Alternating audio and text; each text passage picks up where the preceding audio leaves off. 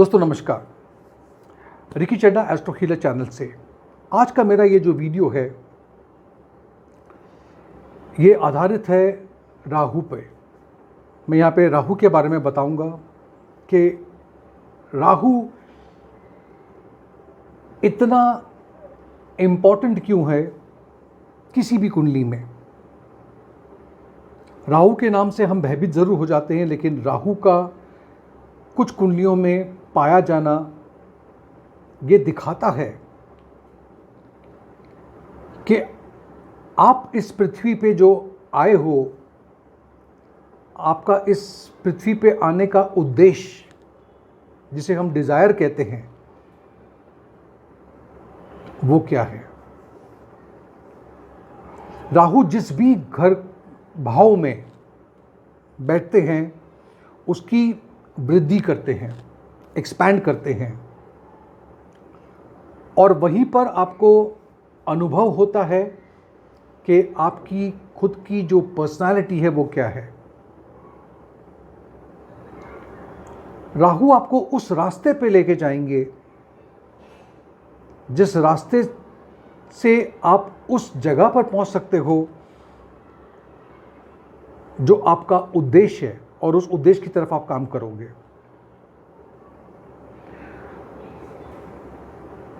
राहु उन चीज़ों को खोल देते हैं आपके सामने जिससे आपको ये आभास होता है कि आपका जीवन या आप इस जीवन में क्या करने आए हैं।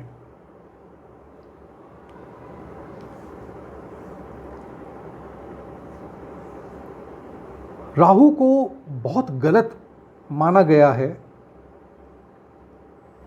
हमेशा ये देखा गया है कि राहु एक नेगेटिव ग्रह है, पापी ग्रह हैं, खराब करते हैं, लेकिन राहु कभी कभी बहुत पॉजिटिव भी होते हैं। राहु शुभ या अच्छे माने गए हैं अगर वो पहले भाव में हैं तो, यानी कि लग्न में हैं तो, क्योंकि वहाँ पर आपको वो एक सेल्फ कॉन्फिडेंस देते हैं, एम्बिशन देते हैं। आपकी जो पर्सनालिटी है उसमें एक निखार राहु से आता है। अगर वो तीसरे भाव में हो तो तीसरे भाव से में राहु आपको ताकत, हिम्मत, रिस्क लेने की क्षमता देते हैं, और वो रिस्क लेने से ही आपको कामयाबी जीवन में हासिल होती है। राहु तीसरे भाव में आपके संचार को, संवाद को, कम्युनिकेशन को बढ़ाते हैं। वहीं पर अगर राहु छठे घर में पाया जाए तो ऐसे में राहु आपको जीवन में कोई भी उलझने हो उसको सुलझाने में मदद करते हैं। आपके जो शत्रु हैं, कॉम्पिटिटर्स हैं, कोर्ट कचहरी हैं, इसमें आपको सफलता दिलवाते हैं। उसी तरह से राहु 10वें घर में अगर हो तो ये आपको बहुत नाम शोहरत दे सकते हैं। खास करके ये पॉलिटिशियंस लोगों के लिए, जो राजनीति में जाना चाहते हैं, उनके लिए काफ़ी अच्छा माना गया है।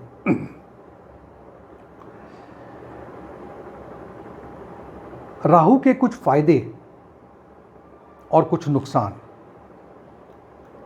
अब इसकी बात करते हैं। अगर राहु पॉजिटिव है यानी कि फ़ायदा देने पे आए तो किस तरह का फ़ायदा वो आपको दे सकते हैं। सबसे पहली बात तो है आपके अंदर एक एम्बिशन होगी, कुछ कर गुजरने की एक इच्छा होगी, आप में वो हिम्मत होगी, वो ताकत होगी, आप आगे बढ़ोगे। ये पॉजिटिव साइड है राहु का। वहीं पे राहु आपको दुनिया में ऐश और आराम, जिसको हम मटीरियल गेन कहते हैं, वो दिलवा सकते हैं। राहु आपको धकियानुसी पुराने ख्यालातों से बाहर निकालते हैं और कुछ नया करने के लिए प्रेरित करते हैं। मैंने आपको कहा था कि राहु वो हम कहते हैं अंग्रेज़ी में कि think out of the box. जैसे कि अगर आप एक कुएं में रहते हो तो बोलते हैं कुएं का जो मेंढक है उसको वही दुनिया लगती है जब तक कि वो बाहर नहीं निकलता। राहु आपको बाहर निकालते हैं।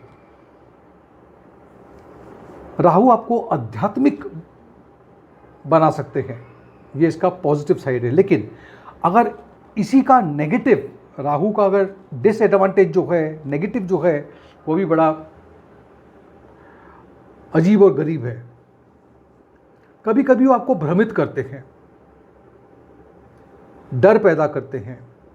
कुछ चीज़ों से आपको कुछ ना होते हुए भी डर लगता है। राहु आपको किसी चीज़ का ऑब्सेशन जिसे कहते हैं, यानी कि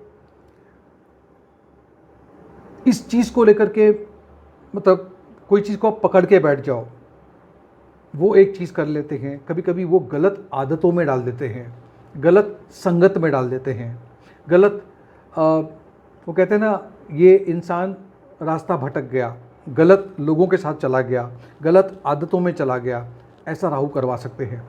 अचानक से ज़िंदगी में उथल पुथल करा सकते हैं राहु। वहीं पर मानसिक तनाव राहु दे सकते हैं। अब ये तो हुई उसकी एडवांटेज और डिसएडवांटेज की बात है। लेकिन अगर राहु किसी एक राशि में अगर पाए जाए तो उसका प्रभाव क्या होगा, चलो इन चीज़ों की भी हम बात कर लेते हैं। अगर राहु मेष राशि में पाए जाते हैं, ऐसे व्यक्ति की इच्छा होती है कि वो दुनिया में सबसे ज़्यादा कामयाब इंसान बने। वो अपने बॉडी पे, अपने जिस्म पे, अपने फिजिकल चीज़ों पे बहुत काम करते हैं, बहुत मेहनत करते हैं। और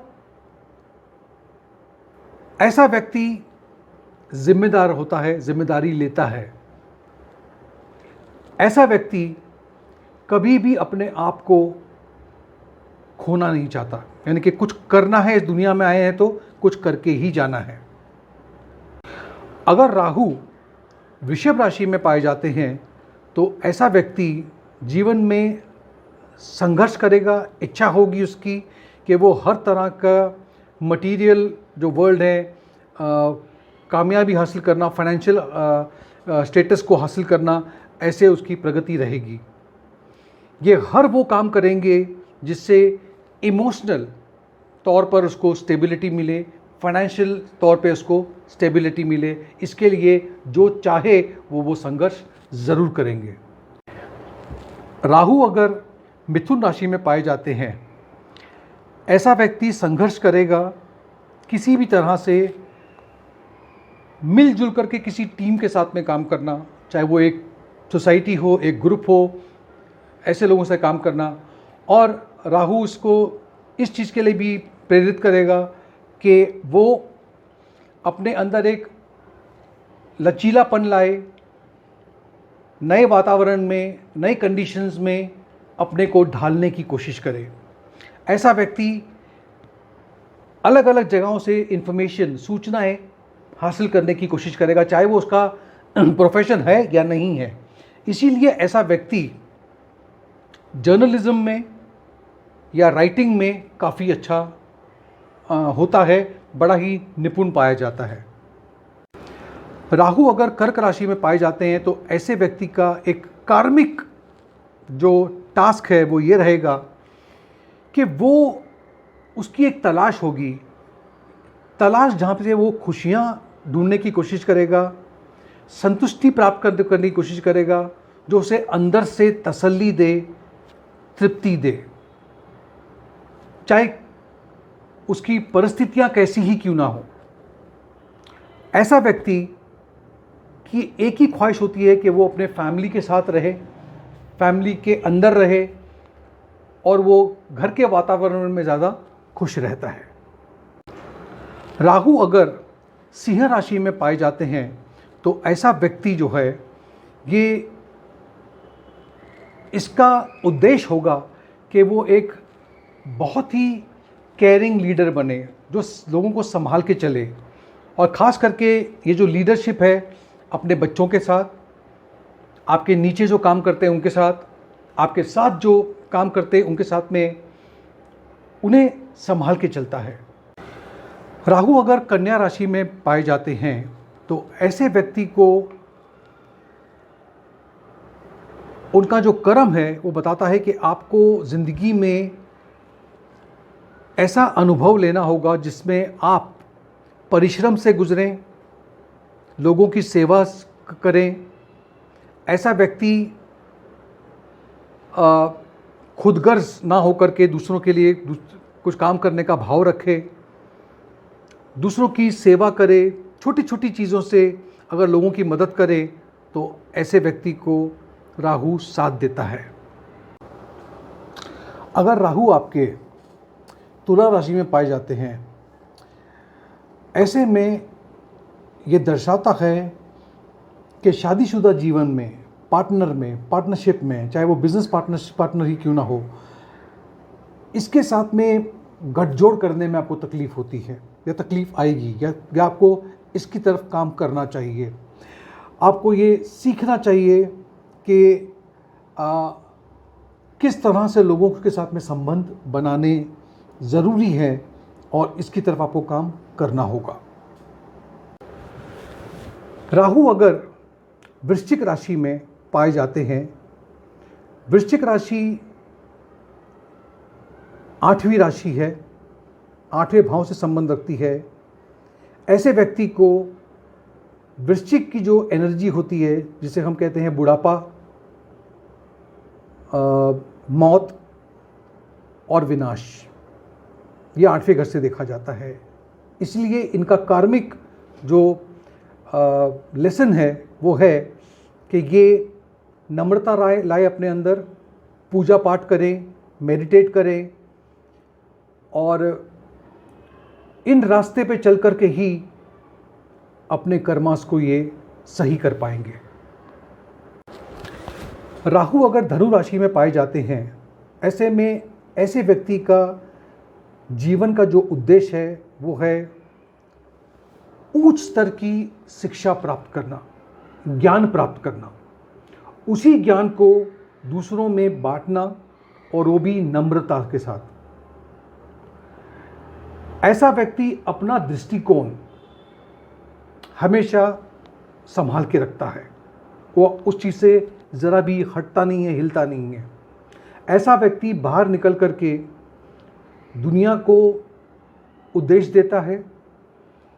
कोई इंसान अगर परेशानी में है, उसके लिए उसकी जगह पे खड़ा हो जाता है। इस तरह का स्वभाव उस व्यक्ति का होता है। अगर राहु आपके मकर राशि में पाए जाते हैं, जो कि 10वीं राशि है, यहाँ पर आपके जीवन का उद्देश्य होगा कि आप खुद भी अनुशासन में रहें और आप दूसरों को भी किस तरह से अनुशासन में रहना है वो आप देखें, सिखाएं।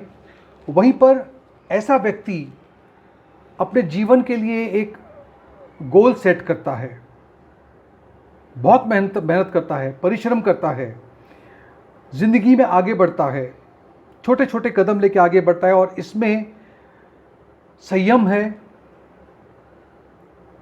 ये हम कहते हैं ना, बहुत पेशेंटली वेट करता है और कहीं ना कहीं आगे जाकर के बहुत अच्छे ओहदे पे पहुंचता है। राहु अगर कुंभ राशि में पाए जाए, ऐसा व्यक्ति लोगों को ऊंच की शिक्षा देता है, अच्छी शिक्षा देता है, बड़े प्यार से, नम्रता के साथ में लोगों को शिक्षा देता है। ऐसा व्यक्ति अपना जो दृष्टिकोण है उसके लिए लड़ता है।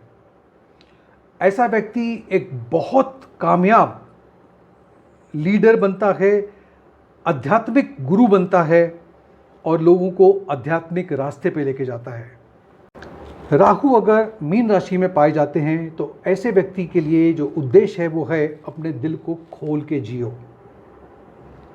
ऐसे व्यक्ति को उन चीज़ों से दूर रहना चाहिए जिसे हम कहते हैं ना, ऐसे कुछ लोग होते हैं जो आपके अंदर से ऊर्जा खींच लेते हैं। और सीखना चाहिए कि अपने जीवन को किस तरह से खुल के जिया जाए।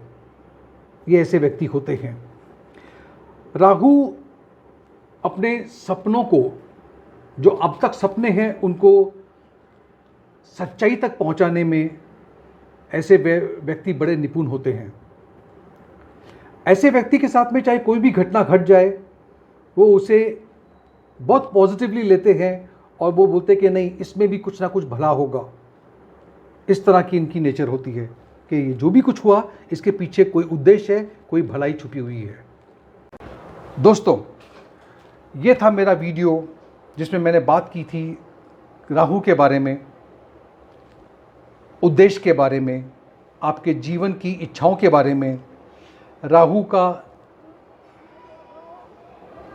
एडवांटेज क्या है, डिसएडवांटेज क्या है, कौन से घर में राहु आपको पॉजिटिविटी देते हैं, नेगेटिविटी देते हैं, कौन सी राशि में अगर राहु पाए जाते हैं तो उससे क्या विचार किया जा सकता है, इसके बारे में मैंने आपको बताया। अगर आपको ये वीडियो पसंद आया हो तो कृपया करके मेरे चैनल को सब्सक्राइब कीजिए, नोटिफिकेशन बेल आइकन पे क्लिक कीजिए और अब तक अगर मेरे चैनल को सब्सक्राइब नहीं किया तो सब्सक्राइब कर लीजिए।